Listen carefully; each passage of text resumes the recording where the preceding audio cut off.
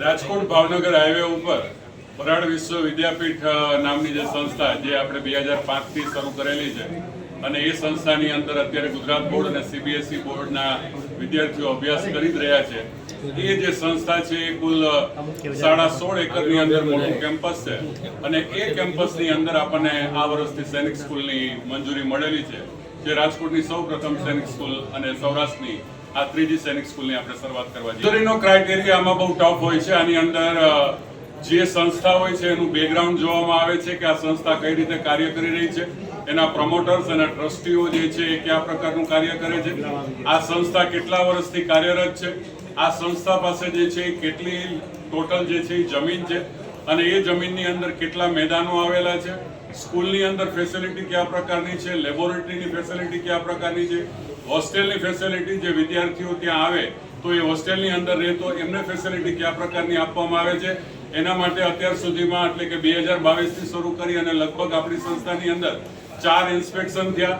દિલ્હીથી પણ ઇન્સ્પેક્શન થયું, અહીંયાથી બાલાછડીથી પણ ઇન્સ્પેક્શન થયું અને આવા જુદા જુદા જે છે એ આર્મીમાંથી આવેલા જે છે ઓફિસરો છે એમણે પણ આખું ઇન્સ્પેક્શન કર્યું અને એ ઇન્સ્પેક્શન પછી એ ક્રાઇટેરિયા આપણે ફૂલફિલ કરી શક્યા. એટલા માટે આપણને સૈનિક સ્કૂલની મંજૂરી મળી. એટલે કે 2025-26 થી જ આ સંસ્થાની અંદર વિદ્યાર્થીઓને ફાળવવામાં આવશે.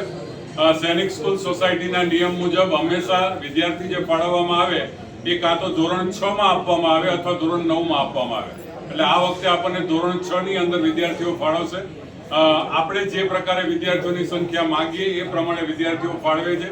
આ વર્ષે આપણે 200 વિદ્યાર્થીઓની માગણી કરી છે અને એટલા માટે સંરક્ષણ મંત્રાલય દ્વારા એટલે સૈનિક સ્કૂલ સોસાયટી દ્વારા કુલ 200 ધોરણ 6 ના વિદ્યાર્થીઓ ફાળવવામાં આવશે.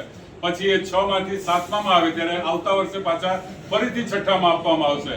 એમ 7 વર્ષની અંદર આપણે ગણતરી કરીએ તો 6 થી 12 ધોરણની અંદર કુલ 1400 વિદ્યાર્થી આ સંસ્થાની અંદર અભ્યાસ કરશે.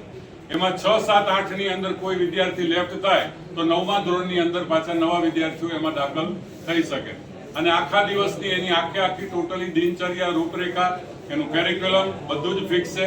એકેડેમિક કેરિક્યુલમ એનું અલગ હોય છે, મેન્ટલી પ્રિપેરેશન માટેનું અલગ હોય છે અને દરેકે દરેક બાબતમાં એનો સર્વાંગી વિકાસ થાય એના માટેનું આખું કેરિક્યુલમ હોય છે.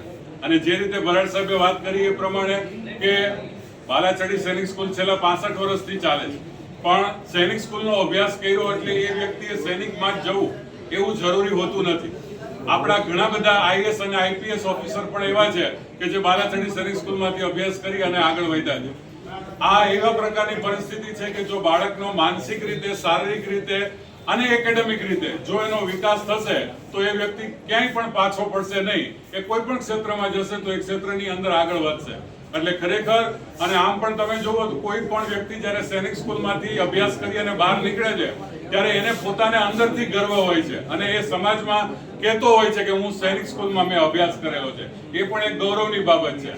અને બીજી વસ્તુ એ છે કે ખરેખર જે સૈનિક સ્કૂલમાં અભ્યાસ કરેલો છે એ વ્યક્તિની માનસિક તાકાત અને એથિકલ જે છે એ એટલું બધું પાવરફુલ હોય છે કે અમે એવું ચોક્કસ માનીએ છીએ કે માત્ર બોર્ડર ઉપર જઈ અને લડવાનું એ જ કામ નથી. અત્યારે ખરેખર જરૂરિયાત એવા પ્રકારની છે કે દેશની અંદર રહી અને દેશને બચાવવા માટે પણ ઘણું કામ કરવાની જરૂર છે અને એ માત્ર ને માત્ર સૈનિક સ્કૂલમાં ભણેલ વિદ્યાર્થી એ સારી રીતે કરી શકશે, કારણ કે એને રાષ્ટ્ર પ્રેમ પણ હોય છે, રાષ્ટ્ર સાથે જોડાયેલો પણ હોય છે, દેશની પ્રણાલિકાનો પણ એમને ખ્યાલ હોય છે અને સાથોસાથે માનસિક અને શારીરિક રીતે પણ પાવરફુલ હોય છે અને એટલા માટે દેશની એક મૂડી બનશે એવું અમે ચોક્કસ માનીએ છીએ.